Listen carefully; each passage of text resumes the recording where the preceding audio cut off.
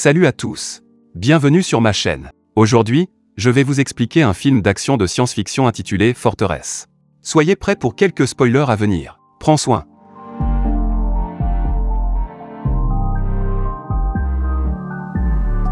Le film débute dans un Canada futuriste où le gouvernement a interdit la naissance d'un deuxième enfant pour contrôler la population. Nul n'est autorisé à donner naissance à plus d'un enfant, même si le premier meurt. Au poste frontière canado-américain fortement surveillé, une voix automatisée demande à chacun de porter ses effets personnels au bureau d'inspection. L'ancien officier de l'armée John Henry Brennick et son épouse Karen Brennick sont dans une voiture sur le point d'être inspectés. Le couple semble être nerveux au sujet du chèque. Lorsque Karen bouge son bras, un gilet magnétique qu'elle porte à l'intérieur de son pardessus est visible. Il s'avère que Karen est enceinte et qu'elles vont à Vancouver pour donner naissance à leur deuxième enfant. Après la naissance du premier enfant, le gouvernement attache le tube de la femelle. Cependant, Karen a eu de la chance et est tombée enceinte à nouveau. Par conséquent, le gilet magnétique doit couvrir sa grossesse.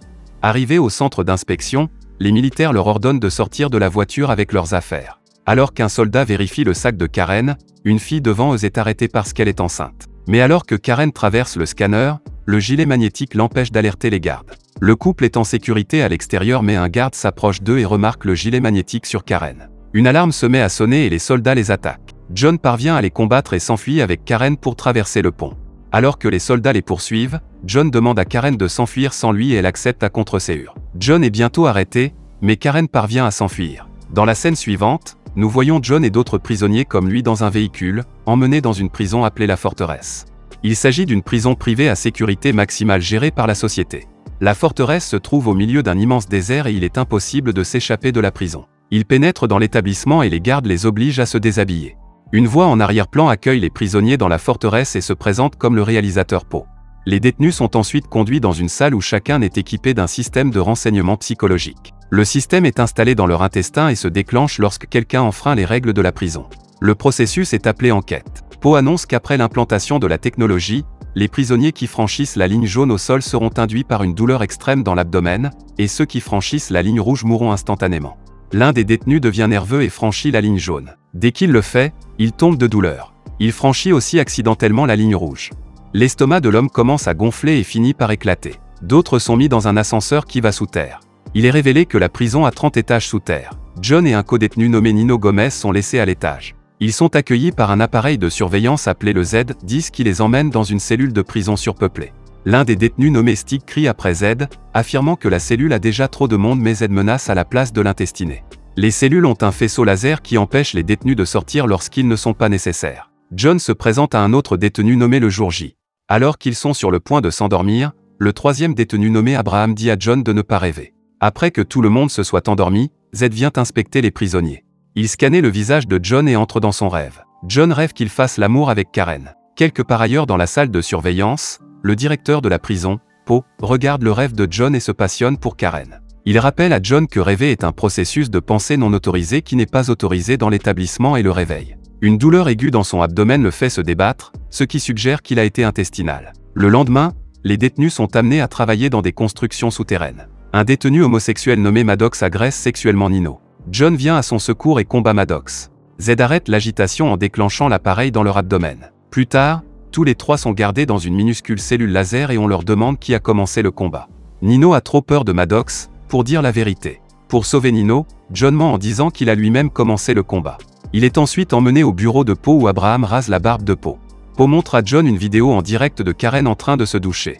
Il s'avère qu'elle a été arrêtée après John et emmenée en prison également. Poe intestin Karen et John, les faisant gémir de douleur en guise de punition. Plus tard, Abraham dit à John que les étages A et B sont les quartiers des femmes, donc Karen pourrait être là aussi.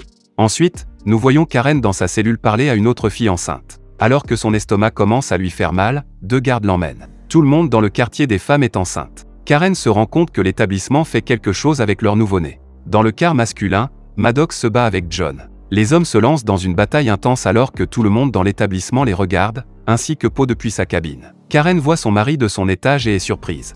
Les deux parties sont ensanglantées lorsque John pousse Maddox du bord mais il s'y accroche. Poe ordonne à John d'achever Maddox mais John l'aide à la place. Poe prend l'affaire en main et utilise une arme pour tuer Maddox qui lui fait exploser tout l'estomac, créant un trou dedans. John trouve l'appareil abdominal de Maddox sur le sol et le remet secrètement à Nino avant d'être emmené par les gardes. Dans la scène suivante, Karen entre dans une pièce où John est suspendu dans une énorme machine appelée « chambre d'essuyage mental ». Paul a envoyé demander à John de coopérer avec eux.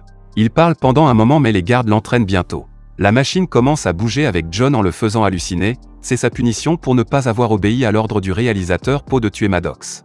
Le cerveau de John commence lentement à s'effondrer à mesure qu'il voit son temps passer dans l'armée, le jour de son mariage, etc. Après 3 jours, Poe invite Karen dans sa chambre. Il est surpris que John ait duré aussi longtemps, car le maximum que quelqu'un ait jamais tenu sur la machine est d'1 heure. Il propose à Karen de laisser John libre si elle reste avec lui, dans sa chambre en tant que compagne. N'ayant plus le choix, Karen accepte. Lorsque John retourne dans sa cellule, il est complètement en état de mort cérébrale. Il ne parle à personne et est devenu complètement engourdi par la douleur. Karen a commencé à vivre avec Poe.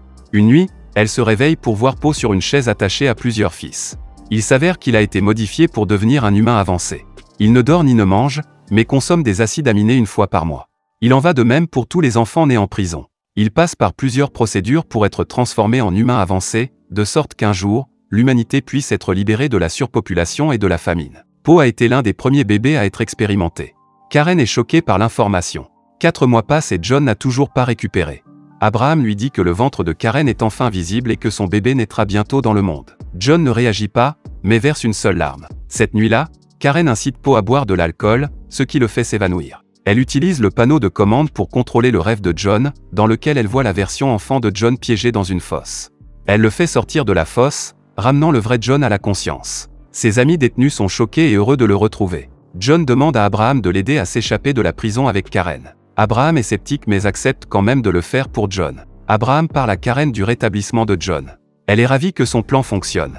Elle prétend qu'elle peut l'aider à s'échapper et commence à élaborer un plan. Plus tard, Nino remet à John l'appareil qu'il a obtenu du corps de Maddox. Leur ami détenu d'Eddie était un geek informatique avant de venir en prison. Il propose de démonter l'appareil et de l'étudier. Ensuite, nous voyons Karen voler une lentille holographique en forme de diamant dans la cabine de Poe. Elle se fait presque attraper, mais parvient à cacher l'appareil dans sa bouche. Elle remet l'appareil à Abraham le lendemain et lui demande de le donner à Jean. Abraham ne veut pas avoir d'ennui, mais accepte de le faire comme une faveur. Les gars utilisent les rayons laser protecteurs de la cellule pour déclencher l'objectif et regarder l'hologramme de l'installation. Ils découvrent qu'il y a un moyen de sortir par le chantier de construction. Le lendemain matin, Abraham remet l'objectif dans la cabine de Poe.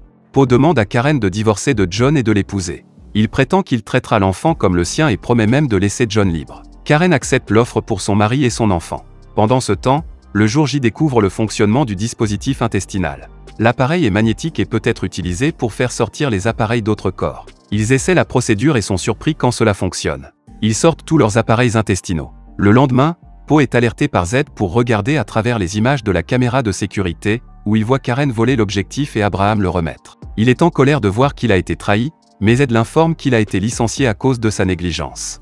Pendant ce temps, les garçons mettent leur plan à exécution. Ils attachent leurs appareils intestinaux à un tuyau métallique dans la zone de construction et font comme s'ils se battaient. Lorsque Z découvre le combat, cela déclenche les intestins, les faisant exploser. Cela leur permet de s'échapper par le tuyau. Mais Poe active les vannes à vapeur et envoie du gaz chaud dans les tuyaux pour les garder piégés. Il active également les clones de grève qui commencent à tirer sur le groupe depuis l'intérieur de l'installation. Ils sont coincés dans le tuyau maintenant. L'un des détenus, Stig, panique et essaie à nouveau d'entrer dans l'établissement, mais les clones l'abattent. Pendant ce temps, Abraham s'approche de Karen à l'installation mais avant qu'il ne puisse faire quoi que ce soit, Poe les trouve. Il tue Abraham et oblige certains soldats à emmener Karen pour transformer son bébé en un humain avancé, comme lui. Pendant ce temps, les gars parviennent à tuer l'un des clones et découvrent qu'il est également un humain avancé. John prend son arme et attaque les autres clones. Il pénètre à l'intérieur de l'installation tout en combattant les clones. À la fin, ils parviennent à monter sur une machine semblable à un ascenseur qui les soulève. Tout le monde dans la prison les encourage quand ils les voient s'échapper. Ils atteignent enfin la chambre de Poe et demandent à rencontrer Karen. L'écran montre les médecins essayant d'extraire son bébé. John menace Poe de cesser la livraison mais depuis qu'il a été licencié, le système ne prend pas sa commande. L'un des dispositifs de mise à mort reconnaît les gars et essaie de leur tirer dessus, mais il l'esquive rapidement, faisant de Poe sa victime. Après la mort de Poe, le jour J monte sur le panneau de commande et essaie d'empêcher les médecins d'effectuer la procédure sur Karen. Mais avant qu'il ne puisse terminer le processus, un clone lui tire dessus. John parvient à tuer le clone et un des blessés désactive le système électrique de l'ensemble de l'installation avec sa force finale. Les médecins arrêtent la procédure pour le moment. Le système de sécurité tombe en panne et chaque prisonnier commence à s'enfuir. John et Nino sont les seuls survivants. Ils vont chercher Karen et l'éloignent des médecins. Les trois montent dans un véhicule et s'éloignent finalement de l'installation.